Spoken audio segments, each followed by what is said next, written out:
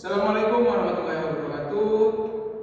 Di sini kelompok kami akan mempresentasikan tentang kasus gagal ginjal akut pada anak yang disebabkan oleh obat-obatan sirup yang mengandung etilen glikol pada tahun 2022. Sebelumnya, perkenalkan saya Hidran Alisa Raffi dengan NIM D41252185 dari golongan E.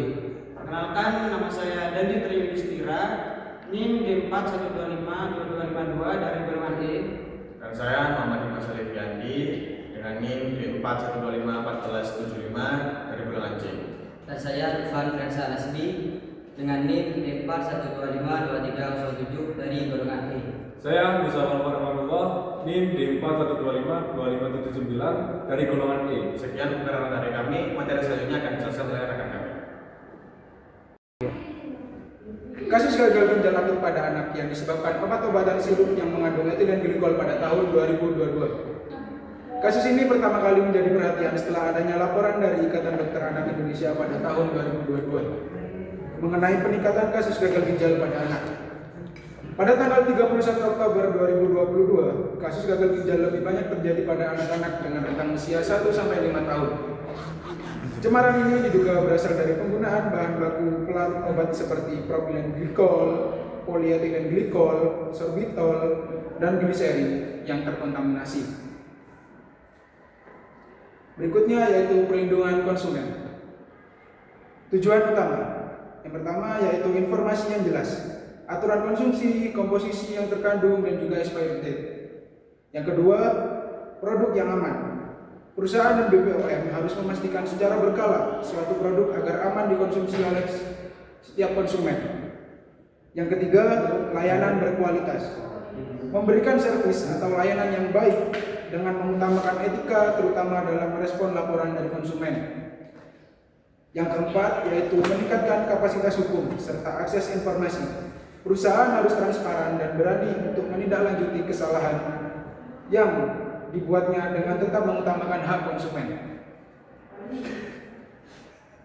Fungsi utama. Yang pertama yaitu penegakan hukum. Perusahaan tidak dapat mengambil keputusan sendiri, melainkan harus melibatkan hukum agar transparan dan tidak memihak kepada salah satu pihak. Yang kedua, perlindungan kesehatan publik. Perusahaan harus menjamin keamanan bagi konsumennya, serta menjamin kesehatan bagi konsumennya jika terjadi kesalahan seperti ini. Yang ketiga, edukasi konsumen. Perusahaan harus memberikan edukasi kepada konsumen, terutama dalam kasus ini. Edukasi penggunaan obat sangatlah penting. Materi selanjutnya yang akan saya sampaikan yaitu hak konsumen yang dilanggar. Yang pertama yaitu keamanan dan keselamatan. Karena konsumen yang telah memakai kandungan sirup yang mengandung etilen glikol dan dietilen glikol akan mengalami gejala-gejala seperti muntah, diare, batuk, pilek, demam, dan susah kencing 3-5 hari, dan yang paling parah akan mengalami gagal ginjal akut. Yang kedua yaitu memperoleh informasi.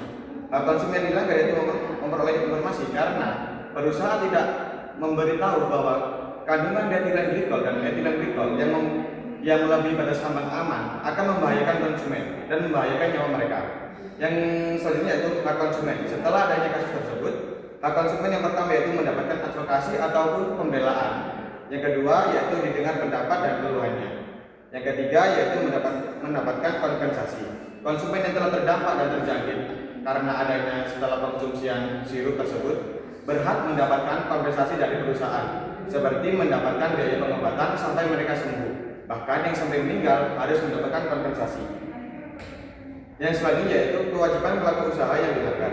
Yang pertama, memberikan informasi yang benar, jelas, dan jujur. Namun, ini dilanggar oleh perusahaan-perusahaan tersebut karena tidak mencantumkan kandungan asli dari dietilen glikol dan etilen glikol. Yang terakhir yaitu menjamin standar mutu produk sesuai ketentuan. Adanya kasus tersebut dikarenakan terjadinya kelalaian perusahaan karena batas ambang aman yang digunakan oleh dietilen glikol dan etilen glikol melebihi batas ambang aman dan membahayakan para konsumen.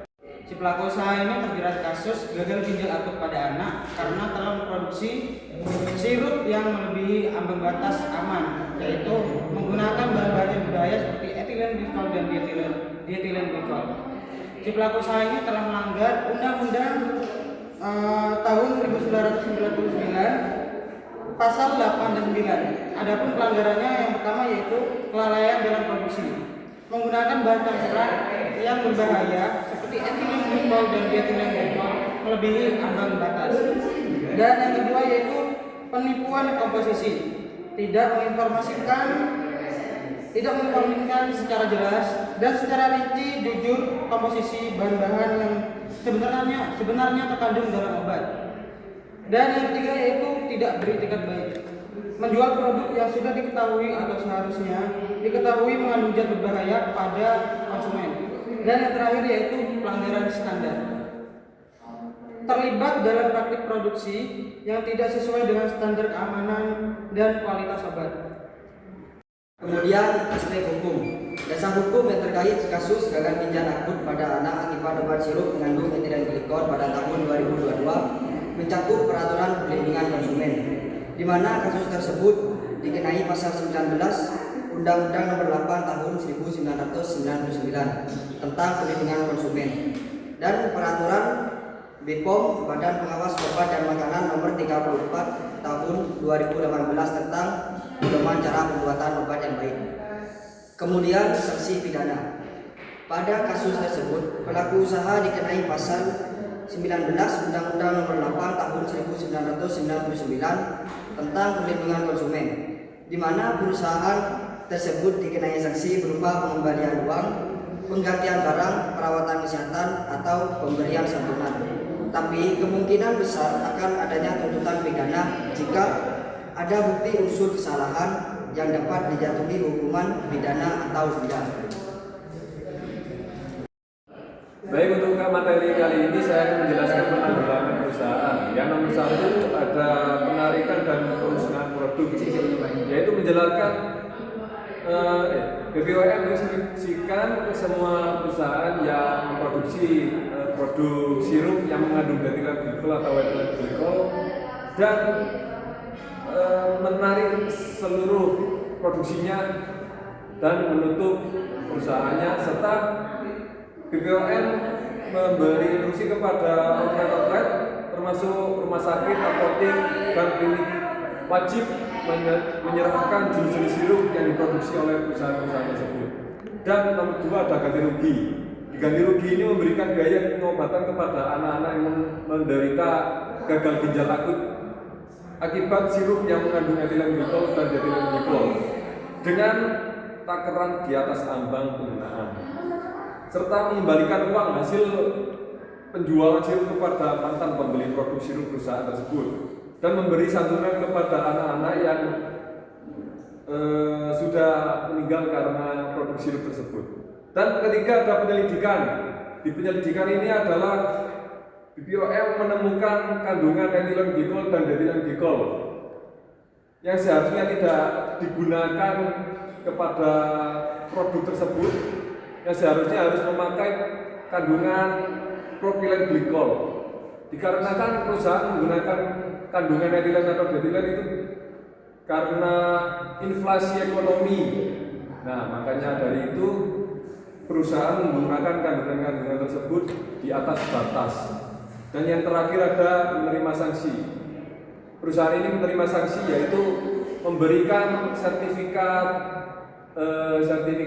untuk perusahaannya, yaitu untuk menjual produk-produk seperti sirup untuk diserahkan kepada pihak berwajib, dan perusahaan tersebut ditutup permanen serta tidak melanjutkan produksinya. Mungkin itu saja yang bisa saya jelaskan dari penanggulangan perusahaan tersebut. Terima kasih.